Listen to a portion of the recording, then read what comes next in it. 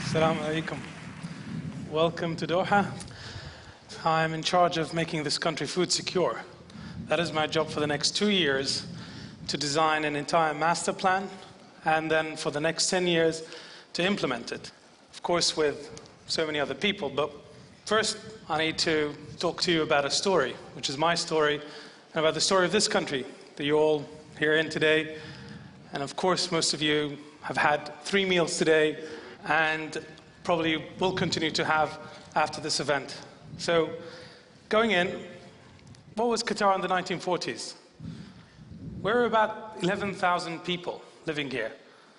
And there was no water, there was no energy, no oil, no cars, none of that. Most of the people lived here, either lived in coastal villages, fishing, or nomads, roamed around with the environment, trying to find water. None of the glamour that you see today existed. No cities like you see today in Doha, or Dubai, or Abu Dhabi, or Kuwait, or Riyadh. It wasn't that they couldn't develop cities, resources weren't there to develop them. And you can see that life expectancy was also short. Most people died at around the age of 50. So let's move to chapter 2, the oil era. 1939, that's when they discovered oil. But unfortunately, it wasn't really fully exploited commercially until after the Second World War. And what did it do? It changed the face of this country, as you can see today and witness. It also made all those people who roamed around the desert, looking for water, looking for food, trying to take care of their livestock, urbanize. You might find this strange, but in my family, we have different accents. My mother has an accent that is so different to my father, and we are all a population of about 300,000 people in the same country. There are about 5 or 6 accents in this country as I speak. And someone says, how so? How could this happen? Because we lived scattered. We couldn't live in a concentrated way simply because there was no resources. And when the resources came, be it oil, we started building these fancy technologies and bringing people together because we needed the concentration. People started to get to know each other. And we realized that, well, there are some differences in accents. So that is the chapter 2 of the oil era. Let's look at today. And this is probably the skyline that most of you know about Doha. So what's the population today? It's 1.7 million people. That is in less than 60 years. The average growth of our economy is about 15% for the past 5 years. Lifespan is increased to 78. Water consumption has increased to 430 liters, and this is amongst the highest worldwide. From having no water whatsoever to consuming water to the highest degree, higher than any other nation. I don't know if this was a reaction of the lack of water, but what is interesting about the story that I've just said? The interesting part is that we continue to grow 15% every year for the past 5 years without water. Now that is historic. Never happened before in history. Cities were totally wiped out because of the lack of water. This is history being made in this region. Not only cities that we're building, but cities with dreams, and people who are wishing to be scientists, doctors, build a nice home, bring the architect, design my house. These people are adamant that this is a livable space, when it wasn't. But of course, with the use of technology. So Brazil has 1,782 millimeters per year of precipitation of rain. Qatar has 74, and we have that growth rate. The question is how? How could we survive that?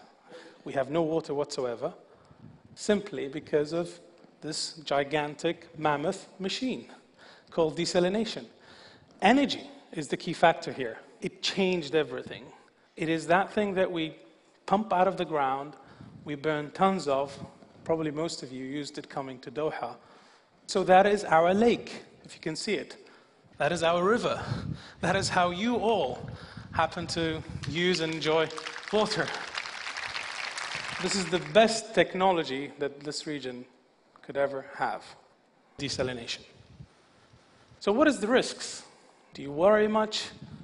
And I would say, perhaps if you look at the global facts, you will realize that you of course have to worry. There's growing demand, growing population. We've turned 7 billion only a few months ago. And so that number also demands food. And there's predictions that will be 9 billion by 2050. So a country that has no water has to worry about what happens beyond its borders. There's also changing diets. By elevating to a higher socioeconomic level, they also change diet. They start eating more meat, so on and so forth. On the other hand, there's declining yields because of climate change and because of other factors.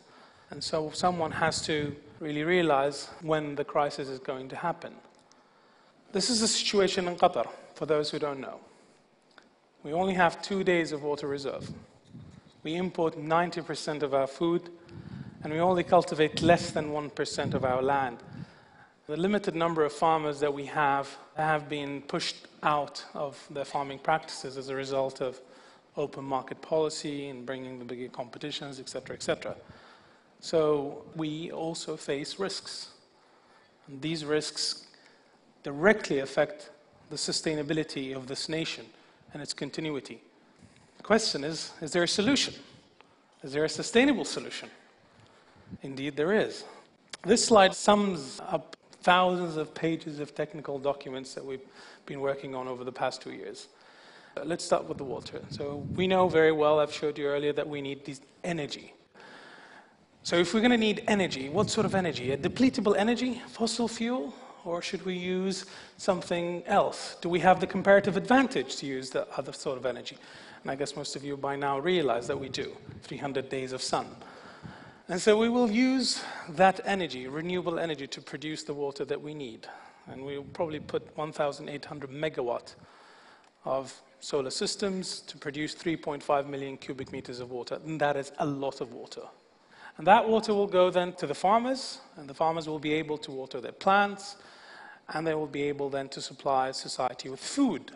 But in order to sustain the horizontal line, because these are the projects, these are the systems that we will deliver, we need to also develop the vertical line, system sustenance, high-level education, research and development, industries, technologies to produce these technologies for application, and finally markets. But what gels all of it, what enables it, is legislation, policies, regulations. Without it, we can't do anything. So that's what we're planning to do. Within 2 years, we should hopefully be done with this plan and taking it to implementation. Our objective is to be a millennium city, just like many millennium cities around. Istanbul, Rome, London, Paris, Damascus, Cairo. We're only 60 years old, but we want to live forever as a city, to live in peace. So thank you very much.